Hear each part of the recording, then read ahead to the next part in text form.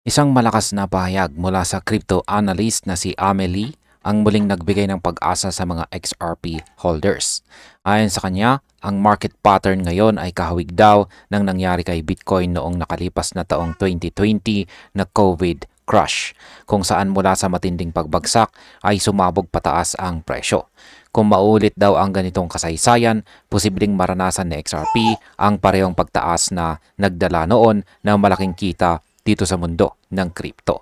Kaya ayan po ang siyang ating pag-uusapan sa video na ito, pero bago po tayo magpatuloy ay pakibasa na lamang po muna ang disclaimer dito po sa ibaba ng ating screen. Yan, at ang ating unang tanong ay ano po ba ang nakita ni Amelie sa chart pattern? Ang sabi po rito ay digital asset traders are revisiting an old chart pattern that once defined a major turning point for cryptocurrencies.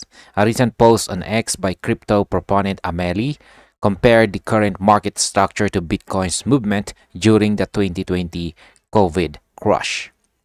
Yan po yung chart na ibinahagi ni Madam Amelie dito. Ayan, ibinahagi po niya dito ang dalawang chart na magkatabi.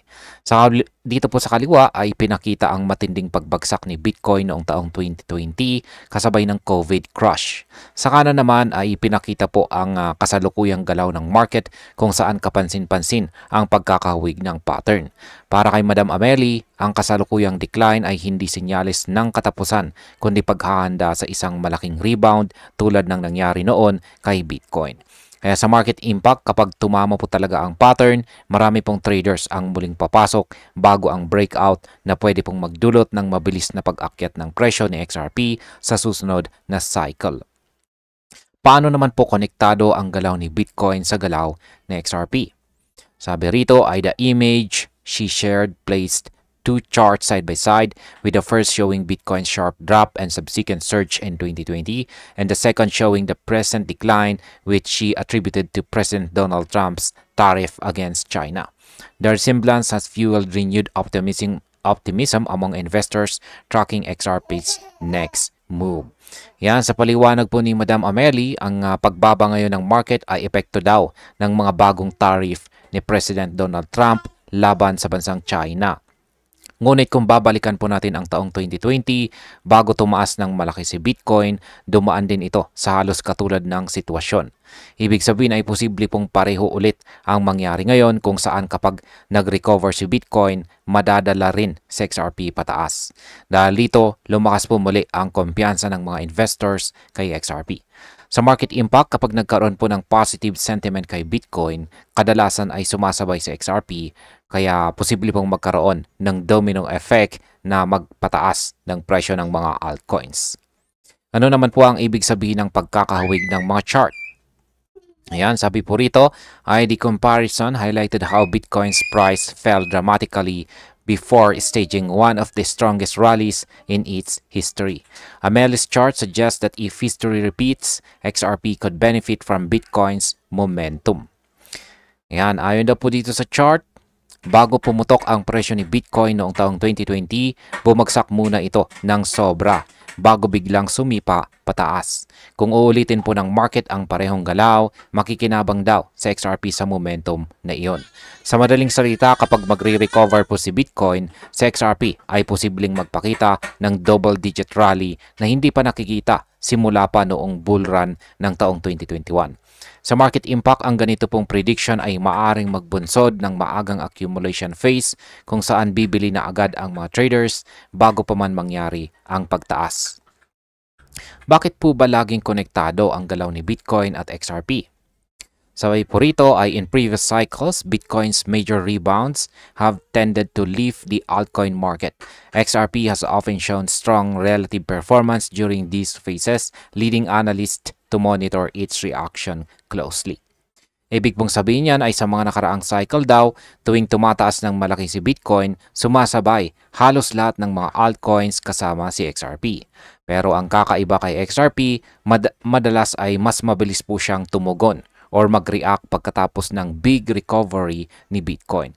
Kaya ngayong muling bumabawi ang market, maraming analyst ang nagmamasid kung paano kikilos si XRP dahil sa mga ganitong panahon kung saan siya ang isa sa mga unang nagpapakita ng lakas. Sa market impact, kung magpatuloy po ang pattern na ito, maaari nating makita si XRP na bumalik sa top performing altcoin list sa loob ng susunod na mga buwan. Ano naman po ang sinasabi ng mga traders tungkol sa liquidity flow?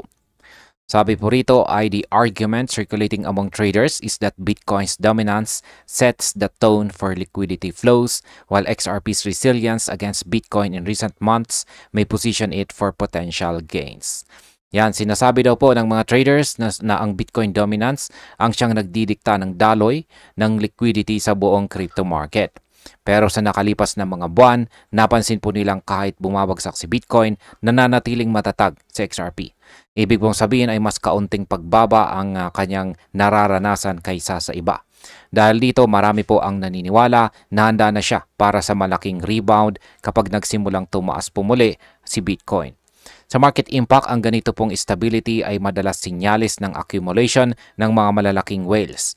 Kaya pwedeng magresulta po ito sa biglaang pagtaas kapag nag-shift ang sentiment sa bullish side. Ngayon ay paano naman po nakikita ni Madam Amelie ang posibleng target ni XRP? Ang sabi po rito ay, historically, when Bitcoin stabilized after sharp declines, altcoins such as XRP often saw accelerated moves, and market participants are treating the current correction as a setup for something big. Amelie believes this setup could send XRP to double digits as Bitcoin targets new peaks. Ano nga bang ibig sabihin yan? Ayon daw po kay Madam Amelie, ang kasalukuyang correction ay hindi crash, kundi paghahanda para sa malakas na rally. Kung ulitin po ng market ang dati nitong pattern, posibleng umabot sa XRP sa double-digit range habang tinatarget ni Bitcoin ang bagong peak. Sa ganitong scenario, ang mga traders na maagang nakaposition ay maaaring makakita ng malaking returns kapag nagkataon. Sa market impact, kung tama po ang prediction na ito, ang mga altcoins kasama sa XRP ay posible pong makakita ng 200 to 400% na pag-angat bago matapos ang bull cycle.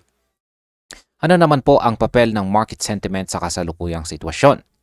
Sabi rito, Amelie's post reflect a broader sentiment shift within the digital asset community, where traders point to historical performance as a reference point for XRP's next moves. Yan, ang post daw po ni Madam Amelie ay hindi lang simpleng opinyon, kundi isang salamin ng kasalukuyang pagbabago ng market sentiment. Marami ng traders ang bumabalik sa ideya na inuulit ng crypto market ang mga dating pattern. Dahil dito, lumalakas po muli ang hype at kumpiyansa ng mga investors kay XRP. Kapag patuloy po itong lumakas, maaaring maging trigger ito ng bagong wave ng investment sa altcoin market. Pagdating po sa market impact, ang pagbabago po ng sentiment ay madalas nagdudulot ng biglaang buying pressure kaya maaaring magsimula ang breakout kahit wala pang malaking balita. Ano naman po ang kahalagahan ng resistance levels sa chart ni Amelie? Sabi po rito ay the chart's inclusion of horizontal resistance levels adds credence to this prediction as Bitcoin has spent recent sessions under a horizontal resistance level. Ano nga bang ibig sabihin yan? Idinagdag din ni Madam Amelie sa kanyang chart dito ang mga horizontal resistance levels na madalas nagiging turning point ng presyo. Kapag nabasag po ni Bitcoin ang resistance na ito, possible raw na sabay na ring mag-breakout sa XRP. Ang mga ganitong technical signal ay nagbibigay po ng karagdagang kumpiyansa sa mga traders na handa ng mag-long position or magbukas po ng long positions. Sa market impact, kapag nag-breakout po si Bitcoin sa resistance, malamang nasundan siya ng mga altcoins kaya inaasahan na si XRP ang isa sa mga unang gagalaw pataas. Ano naman ang inaasahan ng mga holders na XRP ngayon? Sabi po rito ay the growing attention on XRP's technical setup comes as global markets adjust to new policy developments and shifting trade narratives. For many investors, the focus has turned to whether Bitcoin can repeat its prior recovery trajectory. Ano nga bang ibig sabihin yan? Habang patuloy daw po ang pagbabago sa global economy dahil sa mga bagong patakaran at saka trade issues, nakatuon ang pansin ng mga investors sa galaw ni Bitcoin. Pero ang mas kapansin-pansin ay ang technical setup ni XRP na patuloy na binabantayan ng mga analyst. Para sa maraming holders, ang tanong ay hindi kung tataas ba siya, kundi kailan. Sa market impact, kapag nag-umpisa na ang kumpirmadong uptrend, malamang na makita natin sa XRP na umabot sa mga target ni Madam Amelie bago matapos ang taong ito, ngayong taong 2025. At bilang panghuli, ang opinyon ko naman tungkol dito ay sa dami ng ebidensyang ipinapakita ni Madam Amelie, malinaw na ang market ay nasa yugto ng pagbuo ng panibagong momentum. Ang pagkakahawig po ng chart sa taong 2020 ay isang malakas na pahiwatig na maaring maulit nga ang kasaysayan. Ngunit tandaan natin bilang mga traders, kahit gaano pa ka-promising ang analysis, dapat pa rin po tayong maging maingat at huwag po tayong pumasok ng walang plano. Kung magkatotoo ang prediction, si XRP po ay muling magiging sentro ng atensyon dito sa mundo ng crypto. At ang tanong na lang, handa ba tayong sumabay sa kanyang susunod na yugto? At ayan, hanggang dito na lamang po tayo sa video na ito mga ka-crypto. Marami pong salamat sa panonood.